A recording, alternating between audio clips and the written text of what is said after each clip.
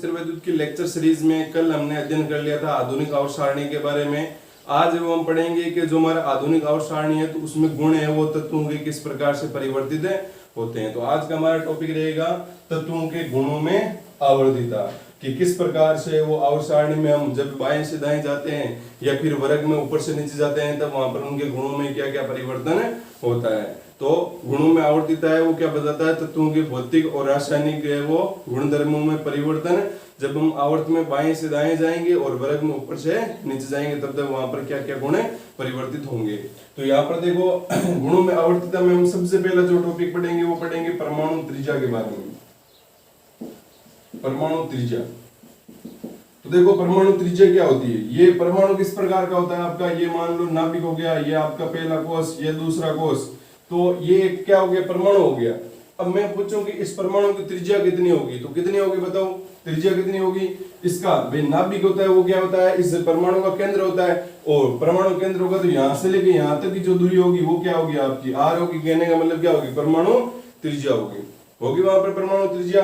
तो ये देखो नाभिक से अगर आपको परिभाषा वो से लेके परमाणु त्रिज्या की परिभाषा बताओ तो आप क्या लिखोगे कि नाभिक से, अब ये इसको क्या बोलेंगे, ये सबसे क्या होता है बाहर का कोष होता है ना, इसलिए इसको बोलेंगे बाह्यतम कोष। तो नाभिक से, नाभिक और बाह्यतम कोष के मध्य की जो दूरी होती है उसी को हम क्या कहते हैं, परमाणु त्रिज्या कहते हैं। तो उसकी परिभाषा लिख लेते हैं, देखो नाभिक व बाह्यतम कोष के बीच की दूरी परमाणु त्रिज्या कहलाती है।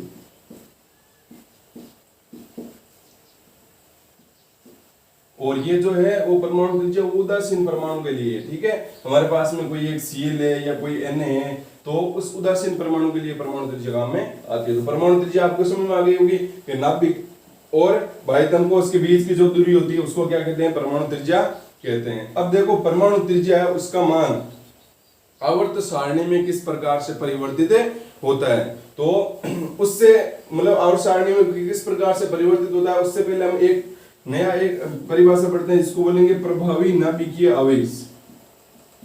ये जिसने समझ लिया प्रभावी नाभिकीय आवेश, वो जितने भी हम गुणों में आवर्तिता पढ़ेंगे उन सब में कहीं पर वो नहीं अटकेगा, ठीक है। तो प्रभावी नाभिकीय आवेश को बिल्कुल आपको अच्छे से समझना है।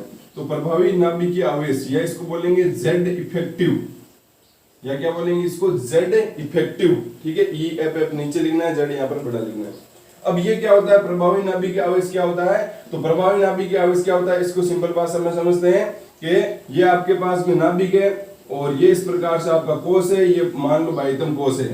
तो प्रभावी नाभिकीय आवेश क्या होता है, नाभिक द्वारा, ध्यान से सुनना, नाभिक द्वारा बाह्यतम कोष के इलेक्ट्रॉन पर लगने वाला नाभिक के द्वारा जो बल होगा, या मतलब बाह्यतम कोष पर नाभिक के द्वारा लगने वाला जो बल है उसी को क्या कहते हैं, हम कहते हैं प्रभावी नाभिकीय आवेश। अब इसको आप देखो सिंपल भाषा में समझ सकते हो कि प्रभाव है नाभिक का, इस नाभिक का प्रभाव है, किस पर प्रभाव है, यहाँ पर जो आवेश है। अब ऐसा क्यों होता है, क्योंकि हमें पता है नाभिक के अंदर क्या होते हैं, नाभिक के अंदर पाए जाते हैं आपके प्रोटॉन पाए जाते हैं, आपको पता है। तो नाभिक के अंदर प्रोटॉन पाए जाते हैं, तो प्रोटॉन पर आवेश कौन सा होता है, प्रोटॉन पर होता है धनावेश, और इलेक्ट्रॉन पर आवेश कौन सा होता है, ऋणावेश होता है। इलेक्ट्रॉन कहाँ गति करते रहते हैं, आपकी कक्षाओं में गति करते रहते हैं, और जो नाभिक है वो कहाँ पर होता है आपका, जो मतलब प्रोटॉन होता है वो कहाँ पर स्थित होता है, नाभिक में स्थित होता है। अब सीधी सी बात है, प्लस क्या करेगा, माइनस को क्या करेगा, आकर्षित करेगा। अब प्लस, अब आप बोलोगे कि यहाँ पर इलेक्ट्रॉन भी तो नाभिक पर बल लगाता होगा, लगाता है बल, लेकिन वहां पर क्या होता है, क्योंकि प्रोटॉन तो नाभिक से बाहर नहीं आ सकते, इसलिए वहां पर जो बल है वो ज्यादा प्रभावी किसका होता है, नाभिक का होता है। इसलिए यहाँ पर नाभिक क्या करता है, नाभिक के अंदर जो प्रोटॉन है, प्रोटॉन क्या करता है, बाह्यतम कोष के जो इलेक्ट्रॉन है उस पर क्या लगाते हैं, बल लगाते हैं, ठीक है। तो ये हो गया आपका प्रभावी नाभिकीय आवेश। फिर से एक बार समझ लो कि बाह्यतम कोष के इलेक्ट्रॉन पर नाभिक के द्वारा लगने वाला जो बल होता है, नाभिक के द्वारा लगने वाला आकर्षण बल होता है, उसी को क्या कहते हैं, प्रभावी नाभिकीय आवेश कहते हैं। तो इसकी परिभाषा लिखते हैं कि बाह्यतम कोष के इलेक्ट्रॉन पर नाभिक द्वारा लगने वाला आकर्षण बल आकर्षण बल प्रभावी नाभिकीय आवेश कहलाता है, प्रभावी नाभिकीय आवेश कहलाता है। ठीक है, समझ में आ गया होगा। प्रभावी नाभिकीय आवेश क्या है, ये जेड इफेक्टिव क्या है, जेड का इफेक्ट है। जेड क्या है, परमाणु क्रमांक, और परमाणु क्रमांक जेड किसके बराबर होता है, प्रोटॉन के बराबर होता है। इसका मतलब प्रोटॉन का क्या है, इफेक्ट है, या जेड का इफेक्ट है। ये आपको ध्यान से समझना। प्रभावी नाभिकीय आवेश जिसको समझ में आ गया उसके ये सारे टॉपिक है वो समझ में आ जाएंगे। तो अब देखो यहाँ पर हम प्रभावी नाभिकीय आवेश के बारे में पढ़ चुके हैं। अब देखो यहाँ पर किस प्रकार से वो प्रभावी नाभिकीय आवेश है वो आवर्त सारणी में परिवर्तित होता है। पहले ये हमारे को देखना पड़ेगा। प्रभावी नाभिकीय आवेश समझ लिए, प्रभावी नाभिका किस पर है, आवेश पर। प्रभावी नाभिका किस पर, आवेश पर। कौन से आवेश पर, इलेक्ट्रॉन पर। और कौन से इलेक्ट्रॉन पर, आयतन कोश के इलेक्ट्रॉन पर। तो अब देखो ये प्रभावी नाभिकीय आवेश आवर्त सारणी में किस प्रकार से परिवर्तित होता है। तो उसके लिए देखो हमारे पास में ये आवर्त सारणी है। ठीक है, तो ये आवर्त सारणी बन गई आपकी, ऐसे बना रहा हूं मैं यहाँ पर। तो ये आवर्त सारणी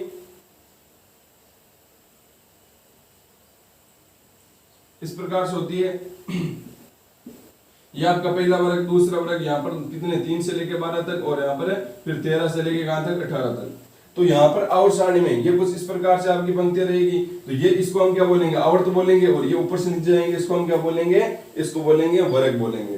तो प्रभावी नाभिकीय आवेश है वो बाह्यतम मतलब जो आपका आवर्त सारणी है, आवर्त सारणी में किस प्रकार से परिवर्तित होता है। तो उसके लिए देखो कि प्रभावी नाभिकीय आवेश आवर्त में, उससे पहले हम देखते हैं कि आपका आकार कैसे बढ़ा। मतलब ये हाइड्रोजन हो गया, ये लिथियम हो गया, सोडियम, ठीक है, और यहां पर आ गया बेरिलियम, मैग्नीशियम, और यहां पर हम डी ब्लॉक की बात नहीं करेंगे। ये डी ब्लॉक होता है ना, ये पी ब्लॉक होता है, और ये एस ब्लॉक। हम एस और पी के आधार पर ही समझेंगे। तो क्या हो गया, लिथियम, बेरिलियम, फिर यहाँ पर boron, carbon, nitrogen, oxygen, fluorine, neon, कुछ इस प्रकार से होते हैं। तो हम यहाँ पर देखते हैं हाइड्रोजन, भाई हाइड्रोजन और हीलियम है, ये तो बहुत छोटे हैं तो इनके हम अध्ययन नहीं करेंगे। हम यहाँ पर देखते हैं कि लिथियम, पहले परमाणु आकार देखेंगे। देखो हमने परमाणु त्रिज्या देखी, परमाणु त्रिज्या में हमें आवश्यकता हुई प्रभावी नाभिकीय आवेश की, और प्रभावी नाभिकीय आवेश भी है वो किस प्रकार से आवर्त सारणी में परिवर्तित होता है। उसके लिए हमारे को यहाँ पर देखना पड़ेगा परमाणु आकार। तो यहाँ पर देखो लिथियम और बेरिलियम की बात करें तो लिथियम के और बेरिलियम में से किसका आकार बढ़ा है। तो देखो लिथियम और बेरिलियम में जो आकार है, ये नाभिक हो गया, ये पहला कोष, दूसरा कोष। लिथियम में कितने इलेक्ट्रॉन होते हैं, 3 इलेक्ट्रॉन होते हैं, क्योंकि परमाणु क्रमांक 3 होता है। पहले में 2 बढ़ दिए 2n² के सूत्र से, और दूसरे में कितना बढ़ दिया, 1 बढ़ दिया। ठीक है, ये जो मैं इलेक्ट्रॉन भर रहा हूँ यहाँ पर 2 इलेक्ट्रॉन। आपको ऐसे नहीं बढ़ने, आपको जब बढ़ने हैं तो कैसे बढ़ने, 1 इलेक्ट्रॉन 2 इलेक्ट्रॉन, ठीक है, ऐसे बढ़ने आपको। तो 1 2 3 इलेक्ट्रॉन हो गए आपके। अब देखो बेरिलियम, तो बेरिलियम में कितने होते हैं, देखो ये पहला नाभिक हो गया, पहला कोष, ये दूसरा कोष। बेरिलियम में कितने इलेक्ट्रॉन होते हैं, 4 मतलब परमाणु क्रमांक होता है, इसका मतलब 4 इलेक्ट्रॉन होंगे। तो यहाँ पर पहले कोष में कितने बढ़ दिए, 2 इलेक्ट्रॉन, और दूसरे कोष में बढ़ दिया 1 इलेक्ट्रॉन, सॉरी 2 इलेक्ट्रॉन, ठीक है। तो यहाँ पर 3 इलेक्ट्रॉन और यहाँ पर 4 इलेक्ट्रॉन। अब आपको ध्यान क्या रखना है कि आवर्त सारणी में ये बायां होता है, ये दायां होता है, ठीक है, बायां भाग, ठीक है, बाएं से दाएं जाने पर। तो आवर्त सारणी में बाएं से दाएं जाने पर, बाएं से दाएं जाने पर, बाएं से दाएं जाओगे तो आप देखोगे यहाँ पर कि प्रत्येक में आप देखो लिथियम बेरिलियम पे एक और लिख लेते हैं नाइट्रोजन के लिए। तो नाइट्रोजन के लिए ये आपका पहला कोष, ये दूसरा कोष। नाइट्रोजन का परमाणु क्रमांक होता है 7। इसका मतलब पहले कोष में तो कितने इलेक्ट्रॉन भरे जा सकते हैं, 2 इलेक्ट्रॉन दिखते हैं, दूसरे में भर सकते हैं 8 2n² के सूत्र से।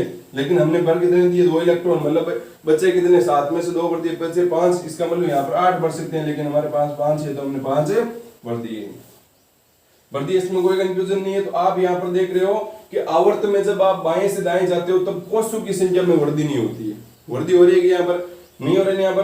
भाई यहाँ पर देखो ये लिथियम है, ये आपका बेरिलियम है, ये नाइट्रोजन है, ठीक है। तो यहाँ पर देख पा रहे हो कि यहाँ पर भी कितने आपके वो कोष है, 1 2, यहाँ पर भी 2 है, यहाँ पर भी कितने 2 कोष है।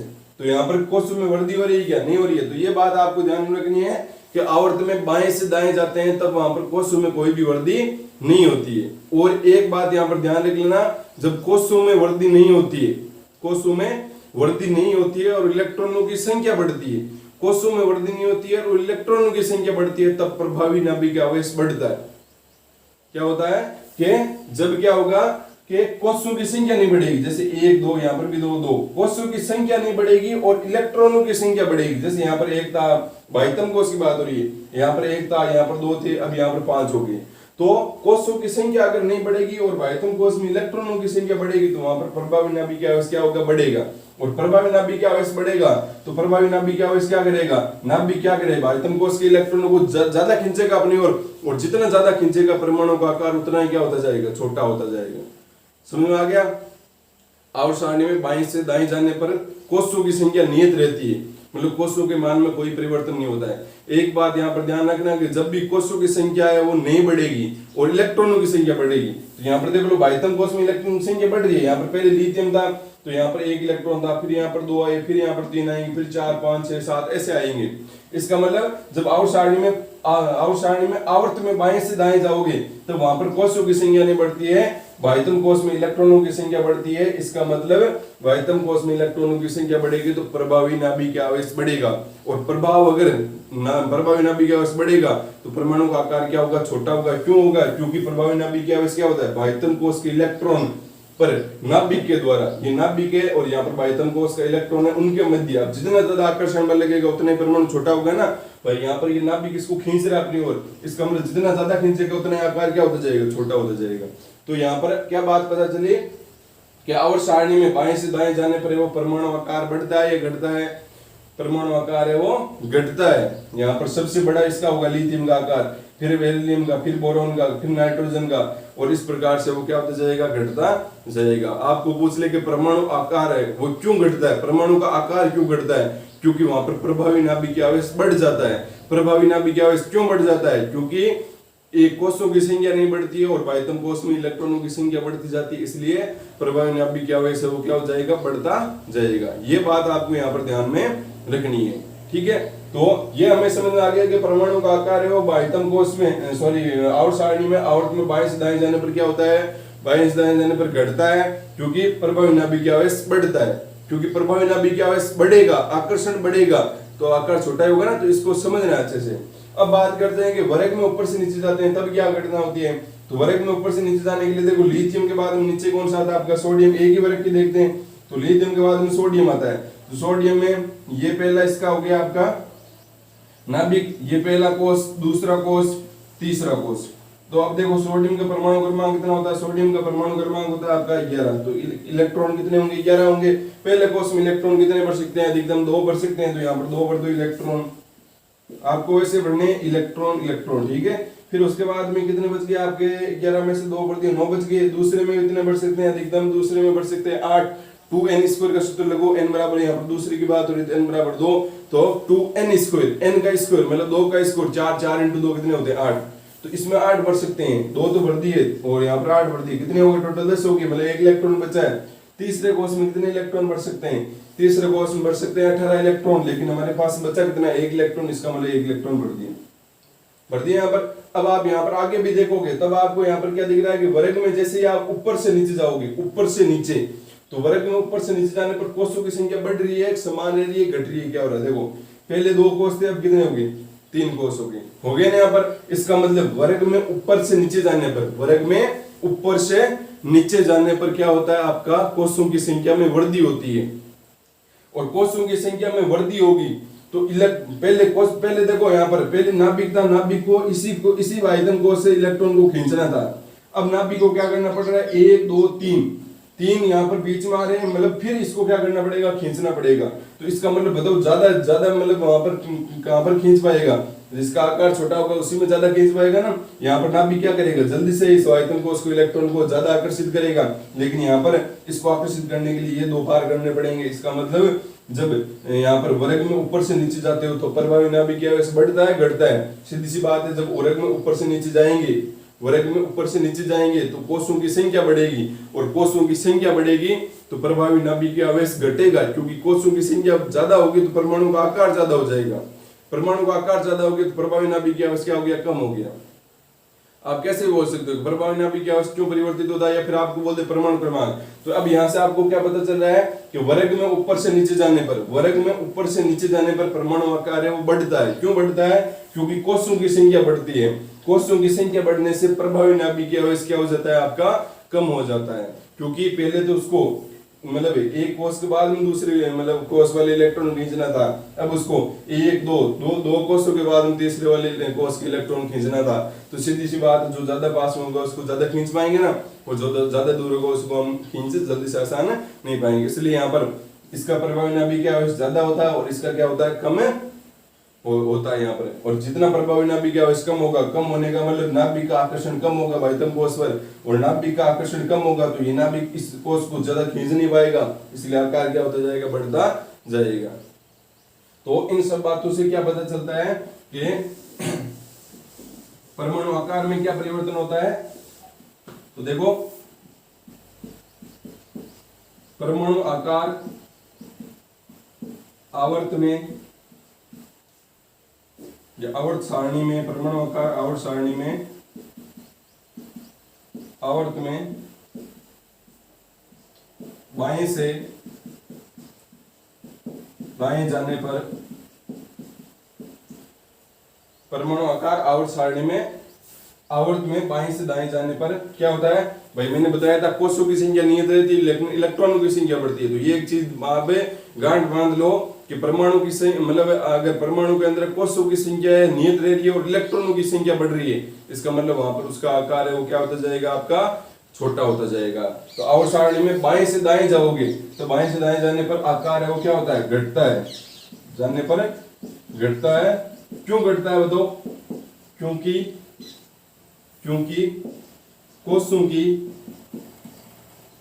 कोषों की संख्या नियत रहती है, जिससे नियत क्या समान रहती है, जिससे जेड इफेक्टिव या प्रभावी नाभिक आवेश जेड इफेक्टिव बढ़ता जाता है। तो यहां से आपके वो 3 क्वेश्चन है वो क्या हो गए आपके यहाँ पर बन गए। क्या हो गया कि आपको पूछ लेगा आवर्त सारणी में आवर्त में है वो परमाणु आकार कैसे परिवर्तित होता है। तो बाएं से दाएं जाने पर कोषों की संख्या समान रहती है, इलेक्ट्रॉनों की संख्या बढ़ती है। तो बाएं से दाएं जाएंगे, यहां से जा रहे हैं बाएं से दाएं जा रहे हैं, इसका मतलब क्या होगा, परमाणु आकार है वो क्या होगा आपका छोटा होता जाएगा, क्योंकि वहां पर प्रभावी नाभिक आवेश बढ़ता जाएगा। मतलब पहले बड़ा होगा फिर छोटा फिर छोटा फिर छोटा, कहने का मतलब बाईं साइड में सबसे बड़ा परमाणु होगा, फिर छोटे इस साइड में जाएंगे तो वहां पर क्या होते जाएंगे, परमाणु है वो छोटे होते जाएंगे। तो ये समझ में आ जाना चाहिए आपको। उसके बाद में देखो कि वर्ग में परमाणु आकार कैसे परिवर्तित होगा। तो परमाणु आकार वर्ग में ऊपर से नीचे जाने पर बढ़ता है। क्यों बढ़ता है, क्योंकि कोषों की संख्या बढ़ती है, जिससे कोषों की संख्या बढ़ेगी तो क्या होगा, जिससे जेड इफेक्टिव कम होता है, जिससे क्या होगा, जेड इफेक्टिव कम होगा। तो ये लाइन आपकी इंपोर्टेंट है और इसको आपको अच्छे से समझना है। और ये टॉपिक भी प्रभावी नाभिक आवेश है। देख लो यहाँ पर कि परमाणु आकार भी हमारे को कैसे पता चला, बढ़ रहा है घट रहा है, प्रभावी नाभिक आवेश की वजह से पता चला।